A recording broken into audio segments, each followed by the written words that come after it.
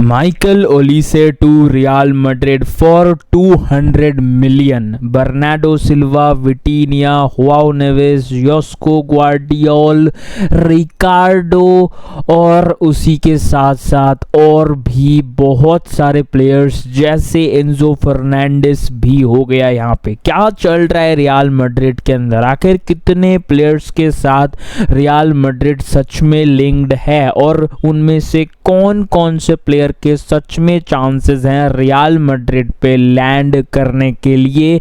इस वाले वीडियो को एंड तक देखते हो तो सब पता चल जाएगा।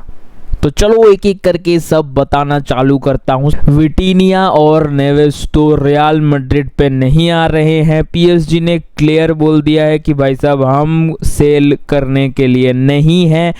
हाँ, पेरेस का टारगेट पहले विटीनिया था, अगर 200 मिलियन हम उनके टेबल पर रख देते तो शायद विटीनिया आ सकता था, बट अभी के टाइम पे विटीनिया के आने के चांसेस नहीं है, ऐसा बोल सकते हो। अब रिपोर्ट आ रही है कि भाई साहब Alvarez is linked to Real Madrid. क्या ये सच बात है? मेरे भाई लोग, ये बात बिल्कुल भी कंफर्म्ड नहीं है, क्योंकि जब एल्वारेज के एजेंट से पूछा गया तो ये क्लियर हमको बता दिया गया है कि भाई साहब उनके एजेंट के पास ऐसी कोई इंफॉर्मेशन नहीं आई है कि भाई साहब एथलेटिको मैड्रिड को अगर 150 मिलियन ऑफर किया जाएगा तो वो एल्वारेज को सेल कर देंगे। ऐसा कोई भी बात नहीं हुआ है अभी तक, एल्वारेज के एजेंट को ही नहीं पता है। तो यहाँ से क्लियर पता चलता है कि Alvarez is not linked to Real Madrid.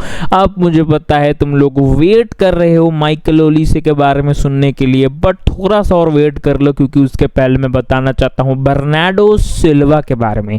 अब भाई बर्नार्डो सिल्वा को रियल मैड्रिड ने पहले 2 साल रिजेक्ट कर रखा है, बट इस बार का जो सीन है, मोरिनियो ने खुद जाके बोला है कि भाई साहब मिडफील्ड में मेरा टॉप टारगेट है, यहाँ पे क्लियरली बर्नार्डो सिल्वा ला कर दो या तो फर्नांडिस ला कर दो। एंजो फर्नांडिस की बात नहीं कर रहा हूं, दूसरे वाले फर्नांडिस की बात कर रहा हूं। बर्नार्डो सिल्वा रियल मैड्रिड की अभी एक मेन टारगेट है, बिल्कुल है, ये बात कोई डिनाई नहीं कर सकता है। This is a clear fact दोस्तों, तो इसको तुम लोग इग्नोर मत करना। अगर Bernardo Silva to Real Madrid होता दिख जाए तो तुम लोग ऐसे शॉक मत होना, क्योंकि भाई साहब मोरिनियो का फेवरेट टारगेट है। तो फर्नांडिस भी आ सकता है या तो बर्नार्डो सिल्वा आ सकता है।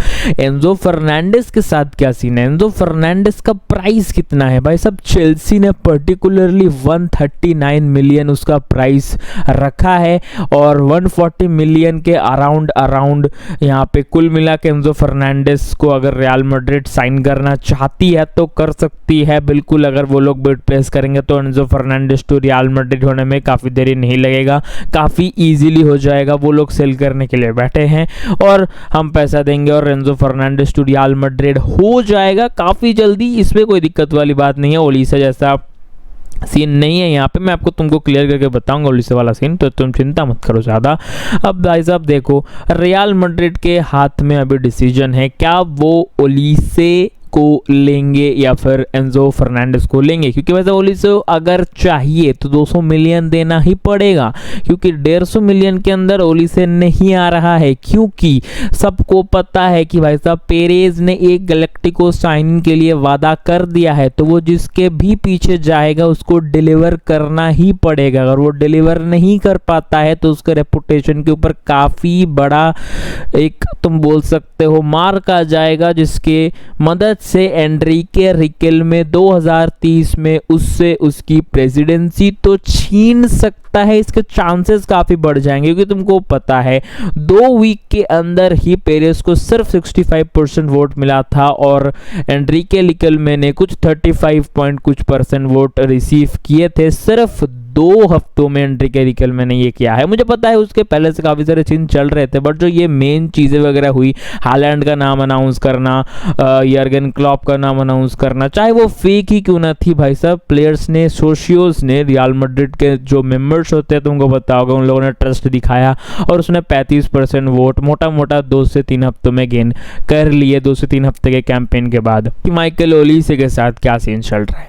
अब भाई देखो, फैब्रिजियो रोमानो ने कंफर्म करके बता दिया है कि Perez absolutely loves Michael Olise. उसके नंबर से तुमको पता चल रहा होगा, 57 का शायद जीए है उसका, शायद 26 गोल्स और 32 असिस्ट, इसी के आसपास उसका नंबर्स है। मैं तुमको काफ़ी एग्जैक्ट फिगर देने की कोशिश कर रहा हूँ, होपफुली मैं सही बोल रहा हूँ और मैं काफ़ी ज़्यादा सर्टेन हूँ कि मैं सही ही फिगर्स बोल रहा हूँ। यहाँ पे 1-2 इधर हो सकता है, ठीक है। अब देखो, माइकल ओलिसे एक स्ट्रॉन्ग बैलन डॉर कंटेंडर बनता जा रहा है। अगर माइकल ओलिसे को रियल मैड्रिड साइन करना चाहती है फॉर सम रीजन, तो भाई साहब क्लियरली उनको यहाँ पे 180 से 200 मिलियन पकड़ कर चलना पड़ेगा। इतना तो पेरेस को ही पता है भाई साहब, उसको डिलीवर करना है। बाकी सारे क्लब्स को पता है, तो 150 मिलियन अगर वो लोग टेबल पे दे भी देते हैं तो वो डिनाई कर देंगे, रिजेक्ट कर देंगे और ओलिसे नहीं देंगे। जब तक वो लोग 180 से 200 मिलियन टेबल पर नहीं रखते हैं, तब तक वो ये नहीं सोचेंगे कि भाई साहब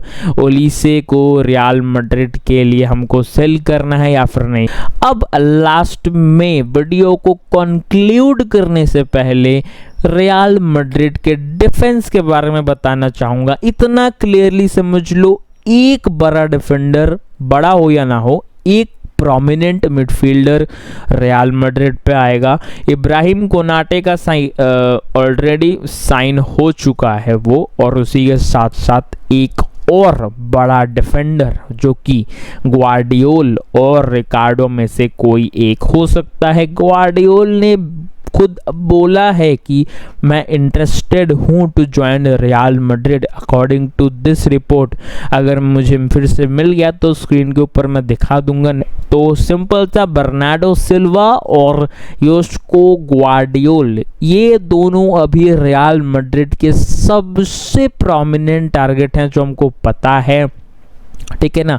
और ये दोनों में से कोई एक रियल मैड्रिड आ सकता है, या तो इन दोनों के ऑप्शनल में जो है वो भी आ सकते हैं, जो कि है फर्नांडिस, और योस्को ग्वार्डियोल के साथ था रिकार्डो।